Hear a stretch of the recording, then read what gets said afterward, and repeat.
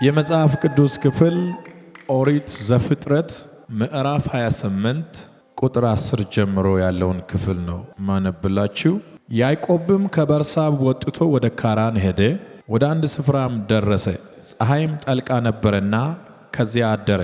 በዚያም ስፍራ ድንጋይ አነሳ፣ ከራሱም በታች ተንተርሶ በዚያ ስፍራ ተኛ። ሕልምም አለመ። እነሆ መሰላል በምድር ላይ ተተክሎ ራሱም ወደ ሰማይ ደርሶ እነሆም የእግዚአብሔር መላእክት ይወጡበትና ይወርዱበት ነበር። የአባትህ የአብርሃም አምላክ የይስሐቅም አምላክ እኔ እግዚአብሔር ነኝ። ይህችን አንተ የተኛህባትን ምድር ላንተም ለዘርህም እሰጥሃለሁ።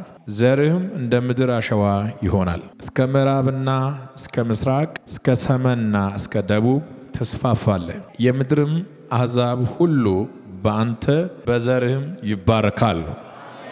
እነሆ እኔ ከአንተ ጋር ነኝ፣ በምትሄድባትም መንገድ ሁሉ እጠብቅሃለሁ፣ ወደዚያችም ምድር እመልስሃለሁ፣ የነገርሁህን ሁሉ እስካደርግልህ ድረስ አልተውምህና። ያነበብኩት የመጽሐፍ ቅዱስ ክፍል ዘፍጥረት ምዕራፍ 28 ከቁጥር 10 ጀምሮ እስከ 15 ድረስ ያለው ክፍል ነው። የመልእክቴ ርዕስ ትደርሳለህ ይላል። ምንም ይሁን ትደርሳለህ። ምንም አይሁን ትደርሳለህ። በምንም ውስጥ እለፍ ትደርሳለህ። ሰማይ ዝቅ ይበል፣ ምድር ከፍ ይበል፣ ትደርሳለህ። አንድ እውነት ልንገራችሁ፣ ስለታመማችሁ ምንም አትሆኑ፣ ስለተገፋችሁ ምንም አትሆኑ፣ የሆነ ነገር መስመር ስለለቀቀ ምንም አትሆኑ። ራሱ መስመር የለቀቀ ነገር ቀኑ ሲደርስ ወደ መስመር ይገባል። ዛሬ የተዘጋ በር ነገ ይከፈታል። ዛሬ በገፉ ሰዎች ነገ በክብር ትጠራለህ። መድረሳችሁ አይቀርም እያልኩ ነው። መድረሳችሁ አይቀርም። እስኪ አንድ ሰው ጮሆ አሜን ይበል። ሃሌሉያ ሃሌሉያ። ይህን ቃል እየተናገርኩ ከአንዳንዶቻችሁ ላይ ወቅቶ የያዘ የርግማን ምስማር ይነቀላል። ከስራችሁ ላይ፣ ከትዳራችሁ ላይ፣ ከኢኮኖሚያችሁ ላይ፣ ከህልማችሁ ላይ፣ ከመንገዳችሁ ላይ ጠላት ያስቀመጠው ድንጋይ በገናናው ኢየሱስ ስም ይንከባለላል። ትደርሳላችሁ፣ ትደርሳለህ። ዘፍጥረት ምዕራፍ 28 ቁጥር 10 ስጀምር ያዕቆብም ከበርሳብ ወጥቶ ወደ ካራን ሄደ ይላል። በአንድም በሌላም እንወጣለን። አንዳንድ ጊዜ አበባ ተሰጥቶን እንወጣለን። አንዳንድ ጊዜ ደግሞ በኮብልስቶን እንወጣለን። አንዳንድ ጊዜ ቤተሰብ ሸኝቶን እንወጣለን። እግዚአብሔር ከአንተ ጋር ይሁን ተብለን እግራችን ታጥቦልን ልብሳችን ፕሮቶኮላችን ተስተካክሎልን እንወጣለን። እንደዚህ አይነት አጋጣሚም አለ። አንዳንድ ጊዜ ደግሞ ተሰደን እንወጣለን፣ ተባረን እንወጣለን። እንደ ውሻ በድንጋይ የተመታንም የምንወጣበት አጋጣሚ ይፈጠራል። አሁን እያልኩ ያለው በዚህም ውጣ በዛም ውጣ ትደርሳለህ። ዋናው መድረስ ነው። በላ አጠገብ ያለውን በከፍታም መድረስ ነው፣ በዝቅታም መድረስ ነው። የእግዚአብሔር ትልቁ ዓላማ ማድረስ ነው። መድረስ የሚጀምረው ከመውጣት ነው። ከወጣችሁ ደርሳችኋል። ያልተራመደ ሰው ባለበት ነው የሚሆነው። መውጣትን በሕይወታችሁ ላይ ጸልዩ። አንዳንድ ጊዜ እንደ ዮሴፍ ትወጣለህ፣ ተገፍተህ ትወጣለህ፣ ተሰደህ ትወጣለህ። በዘፍጥረት ምዕራፍ 28 ከቁጥር 10 ጀምሮ ያለውን ክፍል በምትመለከቱበት ጊዜ ያዕቆብ በስደት ነው የወጣው። ከወንድሙ ቁጣ የተነሳ ተሰደደ። የሚኖርበትን አካባቢ ለቆ ለመውጣት ተገደደ። ምርጫ ይጠፋል። አንዳንድ ጊዜ ያቺ ታይም በጣም ፔንፉል ናት። ምን ነው እንዲህ በሆንኩ የምንልባት አንዳንድ አስቸጋሪ ቀናቶች እንዲህ በሆነ የምንልበት በጣም አስቸጋሪ ሁኔታዎች ያጋጥሙናል። የሚጥ ሰዓት አጭር ነው፣ ጭንቀቱ ግን ከባድ ነው። የሚጥ ሰዓት ካለፈ በኋላ ግን ሰላም ይሆናል። በእኛ ሕይወት አንዳንድ ጊዜ ልክ እንደ ሚጥ ሁኔታ የጭንቀት ጊዜ፣ የፍርሃት ጊዜ፣ የህመም ጊዜ፣ የማጣት ጊዜ አጭር ይሆንና ጭንቀቱ ግን ከፍ ይላል። ያችን የፈተናዋን ጊዜ የታገሰ ክርስቲያን፣ የታገሰ አማኝ እሱ ይሻገራል፣ እሱ ይደርሳል፣ እሱ ይወርሳል፣ እሱ ለሌሎች መፍትሄ ይሆናል፣ እሱ ፊተኛ ይሆናል። ያዕቆብ ወጣ፣ ወደ አንድ ስፍራ ደረሰ ይላል። እንደዚህ ልናገር፣ በዚህ ወር ጠላት ለክፉ ያለው ጉዳይ በሙሉ ለበጎ ይቀየራል፣ ለክብር ይለወጣል፣ ለድል ይለወጣል፣ ለኃይል ይለወጣል። እስኪ ተለወጠ ይበላንስ። ይለወጣል አላልኩም? ተለወጠ። ከሀገር ውጭ ያለ ጉዳይ፣ በሀገር ውስጥ ያለ ጉዳይ፣ ከተለያየ አካባቢ የመጣችሁ ነገሩ ለበጎ ተቀየረ፣ ለክብር ተለወጠ፣ ለምስጋና ሆነ። እንኳን ደስ አለ ያሰኛል።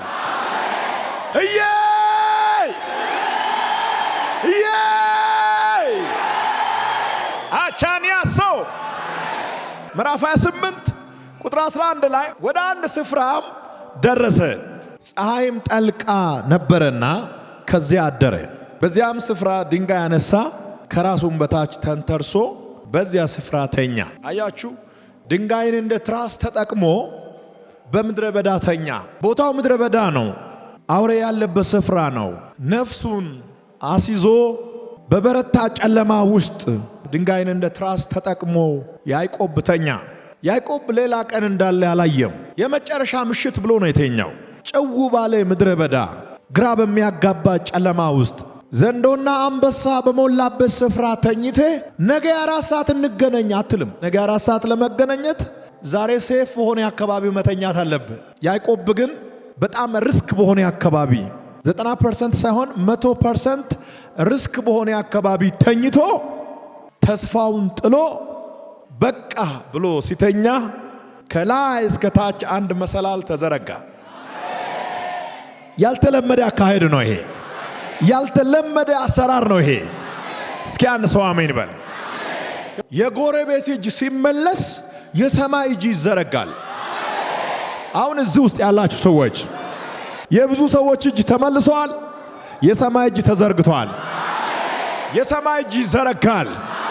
የሚያግዝ እጅ፣ የሚያበረታ እጅ፣ የሚቀባ እጅ፣ የሚከፍት እጅ፣ የሚያሻግር እጅ፣ ሌላ ተስፋ የሚናገር እጅ፣ የእግዚአብሔር እጅ፣ እሱ እጅ ተዘርግቶ ያለው እደርሳለሁ ብሎ አስቦ የወጣበትን ስፍራ ሳይደርስ መሃል መንገድ ላይ ፀሐይ ጠለቀች፣ ጨለማ ገጠመው። ያለማችሁት ነገር ከግብ ባይደርስም ለበጎ ነው ማለትን ተለማመዱ። ይቆማለሁ ብለህ አስበህ የወጣበት ስፍራ ሳትደርስ መሃል ላይ የሚያቆም ነገር ቢያጋጥምም ቀይረህ ተጠቀመው። አሁን አንተ ህይወት ላይ ያለው ጉዳይ በሙሉ ለበጎ ነው። ይሄንን ቃል ተናግረህ ይሄንን ቃል በእምነት ተናግረህ ወጥተህ አታለቅስም። እግዚአብሔር ምስክሬ ነው፣ አታለቅስም። ያለምንም ጥፋት ተከሳሃል፣ ለበጎ ነው። ሰዎች እየገፉ ነው፣ ለበጎ ነው። ቤተሰብ መካከል በልዩነት ተጠልተሃል፣ ለበጎ ነው። መልካም ያረክላቸው ሰዎች ጀርባ ሰጡ፣ ለበጎ ነው። የሰጠውን አልመልሳሉ፣ ለበጎ ነው። ታማሃል፣ ለበጎ ነው። ተርባሃል፣ ለበጎ ነው። ተገፍተሃል፣ ለበጎ ነው። ጨልሞብሃል፣ ለበጎ ነው። ጌታ እጁን ሲዘረጋ ነገሩ ይገለበጣል። ጌታ እጁን ሲዘረጋ ነገር ይገለበጣል። እስኪ አንድ ሰው ለበጎ ነው ይበል። ለበጎ ነው። ቁጥር 12 ላይ ጠጋ ስትሉ ህልም አለመ ብሎ ይጀምራል። ትናንት ወዲያ የሆነውን አይደለም ያለመው። ከሁለት ቀን በፊት የሆነውን ጉዳይ አይደለም ያለመው። ከአንድ ሳምንት በኋላ የሚሆነውን ነገር አይደለም ያለመው። እየሆነ ያለውን ጉዳይ ላይ ባየ፣ እየሆነ ያለውን ሁኔታ በላይብ ተመለከተ። ቀጥታ በህልም አየ። እንዲህ ቁጭ ብሎ አሁን እየሆነ ያለው ነገር በህልም ማየት፣ አይኑን ከፍቶ አይደለም፣ አይኑን ጨፍኖ በውስጥ አይን ማየት። ይሄ የሚታየውን አይን ጨፍኖ በማይታየው አይን ማየት። የሚታየው ጆሮ መስማት ባቆመበት ወቅት በውስጥ ጆሮ መስማት። ይሄ አካል ደክሞ በተኛበት ሰዓት መንፈሳዊ አካል ነቅቶ መስማት። እነሆም መሰላል በምድር ላይ ተተክሎ ራሱም ወደ ሰማይ ደርሶ እነሆም የእግዚአብሔር መላእክት ይወጡበትና ይወርዱበት ነበረ። በምድር ተተክሎ ሰማይ የደረሰ ትልቅ መሰላል፣ በመሰላሉ ላይ የእግዚአብሔር መላእክት ይወጡበትና ይወርዱበት ነበር። እግዚአብሔር ከሰው ልጆች ጋር በስፔሻል መንገድ የተገናኘበት ልዩ መንገድ ነው። በጣም የሚገርመው መሰላሉ የተተከለው ምድር ላይ ነው። ጫፉ የደረሰው ሰማይ ላይ ነው። ከዛ ምድር ላይ ከመሰላሉ ጫፍ ያለው ማን ነው? ያዕቆብ ነው። መሰላሉ መነሻ ባደረገበት ምድር ላይ ያዕቆብ አለ። መሰላሉ ባለቀበት ጫፍ ላይ እግዚአብሔር አለ። እኔ አይደለም ያልኩት፣ በደም ስሙኝ። ምዕራፍ 28 ቁጥር 13 እንደዚህ ይላል፣ እነሆም እግዚአብሔር በላይ ቆሞበት ነበረ። ያዕቆብ ተኝቷል፣ እግዚአብሔር ቆሟል። አንዳንድ ጊዜ እኛ ስንተኛ ከኛ ጋር እግዚአብሔር እንደሚተኛ ማሰብ፣ እኛ ስንደክም እግዚአብሔር ከኛ ጋር እንደደከመ ያርጎ ማሰብ ሞኝነት ነው። እኛ ስንተኛ እሱ ይቆማል።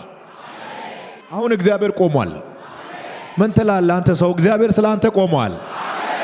አንተ ተኝተ ሊሆን ይችላል፣ እሱ ግን ቆሟል። ረዳት ቆሟል። አጋሽ ቆሟል። እግዚአብሔር የእስራኤል አምላክ ቆሟል።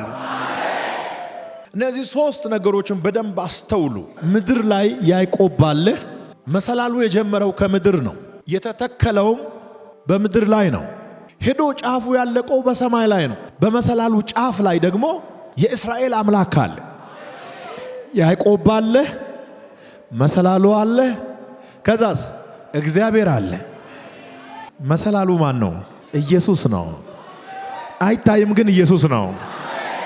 ምድር ላይ ያለው ሰውንና በሰማይ የሚኖረው እግዚአብሔርን የሚያገናኝ መሰላል ማን ነው? ሰውንና እግዚአብሔርን የሚያገናኝ መሰላል ብቻ ሳይሆን መላእክቶችንም መንገድ ሆኖ የሚያገለግል ብቸኛ መንገድ ነው። መላእክቶች ይወጡበትና ይወርዱበት የነበረው መሰላል ሌላ ነው ወይስ ኢየሱስ ነው? ኢየሱስ ከሌለ ገብርኤል የራሱ መንገድ የሉ። ኢየሱስ ለሁሉ መንገድ ነው። በቃ ኢየሱስ ከሌለ ዓለም ጸጥ ነው ምለው። ሁሉ በእርሱ ሆነ፣ ያለ እርሱ የሆነ አንዳችም ነገር፣ በእርሱ የሆነ ሁሉ የእርሱ ጥገኛ ነው። የአባት የአብርሃም አምላክ የይስሐቅም አምላክ እኔ እግዚአብሔር ነኝ። እግዚአብሔር ራሱን ሲያስተዋውቅ ይቺን አንተ የተኛህባትን ምድር ለአንተም ለዘርህም እሰጣለሁ። አሁን ያለህባትን ድንጋይ እንደ ትራስ ተጠቅመ የተኛህባትን እችን ምድረ በዳ ላንተና ለዘርህ እሰጣለሁ። ዘርህም እንደ ምድር አሸዋ ይሆናል። እስከ ምዕራብና እስከ ምስራቅ፣ እስከ ሰሜንና እስከ ደቡብ ትስፋፋለህ። ተጠብቀህ አትኖርም። እኔ ያወጣሁት እንድትወጣ ያረኩት ምቾት በሚከለክል ሁኔታ ብትወጣም እዛ ጉዳይ ውስጥ እጅ ያለበት። ካልወጣ ስለማትባረክ ነው። ካልወጣ መስፋት ስለማትችል ነው። እኔ ነኝ ያወጣሁት። አሁን ጊዜው ያንተ ነው። ወዴት? ወደ ደቡብና ወደ ሰሜን፣ ወደ ምስራቅና ወደ ምዕራብ ትስፋፋለህ። እየበረታ ትሄዳለህ። ያዕቆብ ይጠፋል ብሎ የጠበቀ ይስማ፣ አይጠፋም። እየጨመረ ይሄዳል። የያዛችሁት ነገር እየደከመ ሲሄድ ተስፋ ቃሉ እየበረታ እየጨመረ ይሄዳል። ቁጥር 15 ላይ እንደዚህ ይላል፣ እነሆም እኔ ካንተ ጋር ነኝና በምትሄድባትም መንገድ ሁሉ እጠብቅሃለሁ፣ ፕሮቴክት አደርግሃለሁ፣ እከላከልልሃለሁ። አንዳንድ ጊዜ እግዚአብሔር ይጠብቃል። እንደዚህ ማድረግ ብቻ አይደለም፣ አልፎ የሚመጣ ካለ አልፎ ሄዶ ይመታልናል። አጠገብ ያለውን ሰው እግዚአብሔር ተዋጊ ነው፣ ስሙም እግዚአብሔር ነው። ተከላካያችን፣ ጠባቂያችን የእስራኤል አምላክ አለ። እሱ ይጠብቀናል። ጠላት ደግሞ አልተው ካለ ልክ እንደ ዮስያስ ተው ተብሎ እምቢ ብሎ ከመጣ ቀስት አለው። እግዚአብሔር በቀስቱ ይወጋቸዋል። ወደዚችም ምድር እመልሳለሁ፣ ለቀ ወደ ወጣህባት ምድር እመልሳለሁ። ወደ አባት ቤት በሰላም እመልሳለሁ። በሰላም ትመለሳለህ። አውሬ አይበላህም። ድንጋይ የያዙ ሰዎች አይመቱህም። የተመካከሩ ሰዎች አያጠቁህም። እኔ እጠብቅሃለሁ። ከዛ በሰላም እመልሳለሁ። በክብር ትመለሳለህ። እኔ ካንተ ጋር ነኝና አትፍራ፣ አትፍራ። ይሄ ደስ የሚል ቃል ነው። ባካችሁ ውሰዱ። የነገሩህን ሁሉ እስካደርግልህ ድረስ አልተውምና። የሰማኸው ነገር አለ። እሱ እስከሚሆን ድረስ እግዚአብሔር አለ። ቆመዋል። በመሰላሉ ጫፍ ቆመዋል። የእስራኤል አምላክ ቆመዋል። ጠንካራው እግዚአብሔር ቆመዋል። ጠባቂያችሁ ቆመዋል። አዳኛችሁ ቆመዋል። ጠበቃችሁ ቆመዋል። ተከራካሪያችሁ ቆመዋል። ቁጥር 15 ላይ እግዚአብሔር ነበረ እያወራ የነበረው። አሁን ቁጥር 16 ደግሞ ወደ ያዕቆብ ዞሯል። ያዕቆብም ከእንቅልፉ ተነስቶ በእውነት እግዚአብሔር በዚህ ስፍራ ነው፣ እኔ አላውቅም ነበር አለ። በእውነት እግዚአብሔር በዚህ ስፍራ ነው። ቤተሰብ በዛ ስፍራ አልነበረም። ጓደኛ አልነበረም። ሰው አልነበረም። ወዳጅ አልነበረም። እግዚአብሔር ግን ነበረ። እግዚአብሔር ታማኝ ወዳጅ ነው። እኔ በጣም ብዙ ወዳጅ አለኝ፣ በአገር ውስጥ ከአገር ውጭ ወዳጅ ብቻ ነው የኔ ዙሪያ። ነገር ግን አንድም ማምነው ወዳጅ የለም። እኔ አንድ ወዳጅ ነው ማምነው። እኔ ወዳጅ በወዳጅ ነኝ። በጣም ብዙ ወዳጅ አለኝ፣ ግን አንድ ማምነው የለም። ቅር አትበሉ እሺ። አንድ ወዳጅ ግን አለ። አንድ አለ።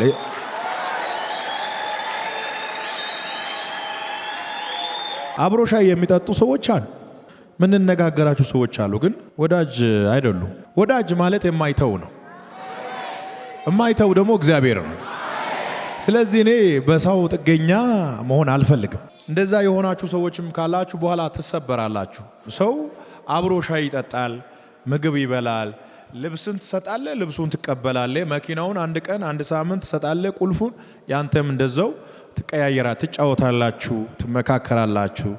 በቤተሰብ በቢዝነስ ጉዳይ ሐሳብ ትለዋወጣላችሁ። ያ ማለት ወዳጅ ማለት አይደለም። ወዳጅ ማለት በቃ ሁሉ ሰው ሲሄድ ወደ አንተ የሚመጣ ከኢየሱስ ውጭ ማንም የለም። ኢየሱስ ጌታ ነው። ያዕቆብ ብቻውን ቀረ በምድረ በዳ፣ ማንም አልነበረም። እግዚአብሔር ግን ነበረ። ከእናት በላይ ማን አለ እስኪ ንገሩኝ? ጡቷን ሰጥታ ያጠባች፣ 9 ወር ተሸክማ የወለደች፣ ከቤተሰቡ አንድ ሰው እንኳን ከሱ ጋር አልነበረ፣ ብቻውን ነበረ። በብቸኝነት ወቅት እግዚአብሔር ግን ከሱ ጋር ነበረ። እናት ልጇን ልትረሳ ትችላለህ ብሎ መጽሐፍ ቅዱስ ይጠይቅና አው ትረሳ ይሆናል ይላል። ትረሳ ይሆናል። ነገር ግን እግዚአብሔር አይረሳችሁም። አሁን ያላችሁበት ቦታ ስሙ ይቀየራል። እግዚአብሔርን የምታነጋግሩበት ስፍራ ይሆናል። የእግዚአብሔርን ማዳን የምታዩበት ቦታ ይሆናል። ቁጥር 18 ያዕቆብም ማልዶ ተነሳ፣ ተንተርሶ የነበረውንም ድንጋይ ወስዶ ሐውልት አድርጎ አቆመው፣ በላዩም ዘይት አፈሰሰበት። ያዕቆብም ያንን ስፍራ ቤቴል ብሎ ጠራው። አስቀድሞ ግን የዛች ከተማ ስም ሎዛ ነበረ። ያዕቆብም እንዲህ ብሎ ስዕለት ተሳለ፣ እግዚአብሔር ከኔ ጋር ቢሆን በሚሄድባትም በዛች መንገድ ቢጠብቀኝ፣ የሚበላውንም እንጀራ የሚለብሰውንም ልብስ ቢሰጠኝ፣ ወደ አባቴ ቤትም በጤና ቢመልስ፣ እግዚአብሔር አምላኬ ይሆንልኛል። ለሐውልት የተከሉት ይህም ድንጋይ የእግዚአብሔር ቤት ይሆናል። ከሰጠኝም ሁሉ ላንተ ከ10 እጅ አንዱን እሰጣለሁ። ሎዛ የነበረውን ቤቴል ብሎ ጠራ። የቦታው ስም ምን ነበረ? ሎዛ ነበረ። በኋላ ያዕቆብ ቀየረው። ምንድን ነው? ቤቴል። አልደርስም አትበል፣ ትደርሳል።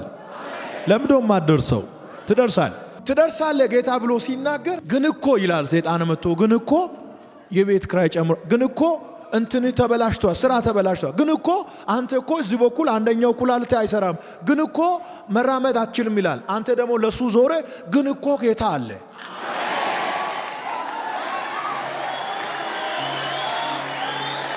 ግን እኮ ጌታ አለ።